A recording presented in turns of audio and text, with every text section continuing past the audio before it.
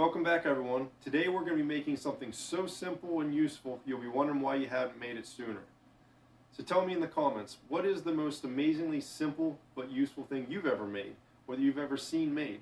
Because what we're going to be doing today, it's going to fit that bill. So I'm going to show you how to take an ordinary bench vise and turn it into an all-purpose vise that'll be good for working with synthetics, plastics, wood, and metal without damaging your materials. So come on over to the vise with me, and I'll show you what we're going to be working with. This is my vise. If you don't have one, I recommend you get one. This is by far one of the most useful and important tools in my shop. It's like having an extra set of hands. You know, humans, we only have two competent limbs. As much as I've tried to evolve into a more superior species like a monkey, I just can't get my feet to cooperate.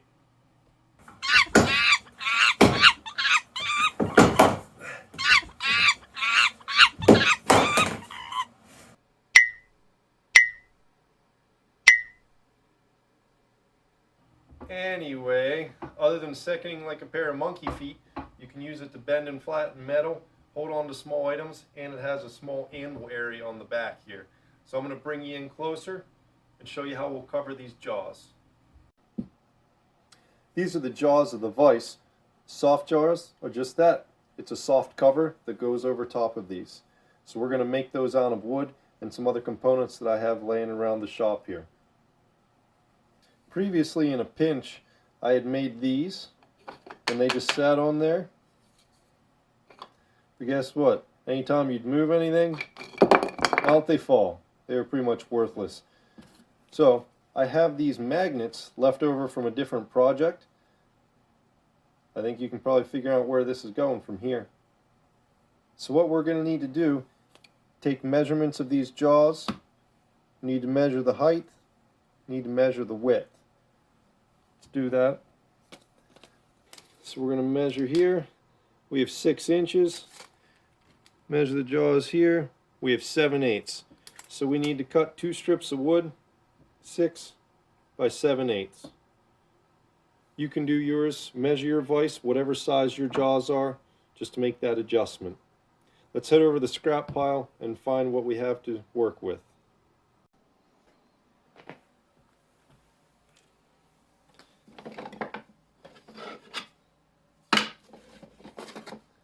These should work nicely.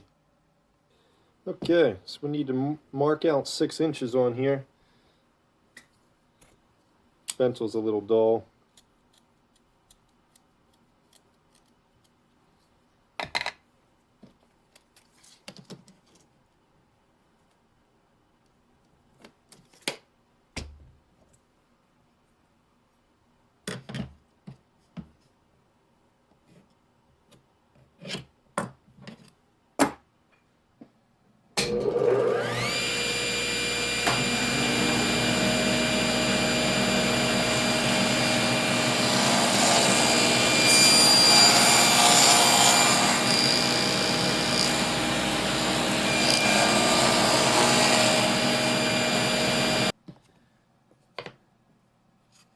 Now we need to cut 2 strips.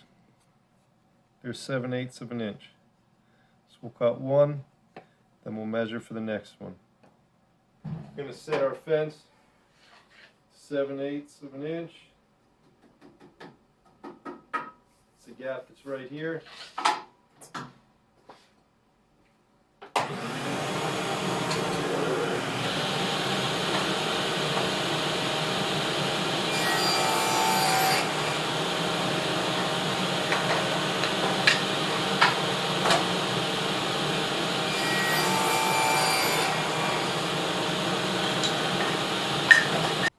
Here's our 2 strips. We're going to take some of these magnets I had left over. You can pick these up on Amazon.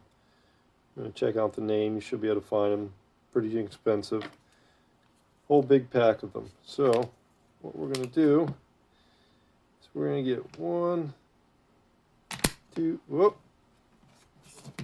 2, 3, 4. See, those things are strong. We're going to put holes, then lay these magnets down in them. Let's head over the drill press.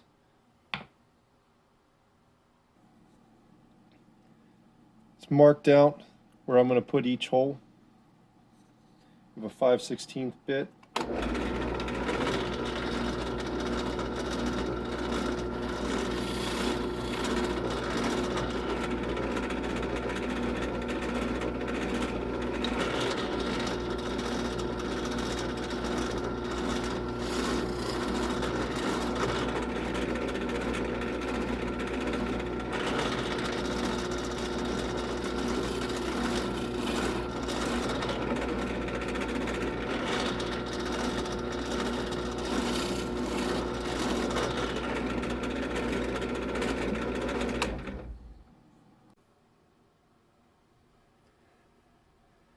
Last part we need to do is glue those magnets into these 4 holes.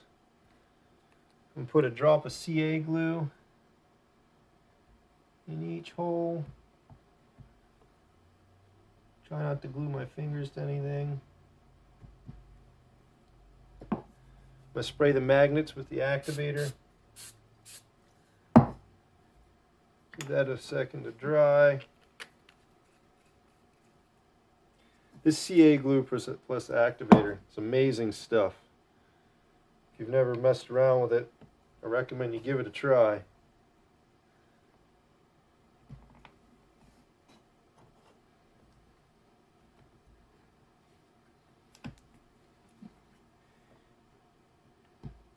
think I'm going to need something to tap those down in there.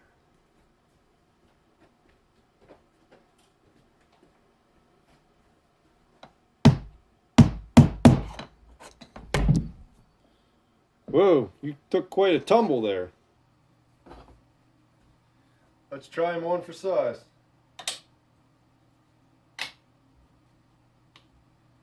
Beautiful. And they don't fall off. Certainly better than these janky old ones I had.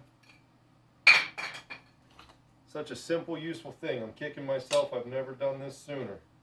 You know, these will come in handy whenever I need those extra hands to fix all the little toys my kids break all the time. My son, for Christmas, he had made a glitter bomb, I would call it. Supposed to be a Christmas ornament. This clear plastic thing filled with glitter. He broke it 4 or 5 times in half till I finally came on here, super glued that up, put her down in the vise. It's not coming apart now. It's all kinds of good things you can do with this. Well, friends, that's all our time for today. Thanks for hanging out. I hope you picked up some good tips. Remember to hit the subscribe button and the notification bell so you can keep tabs on when my next video comes out.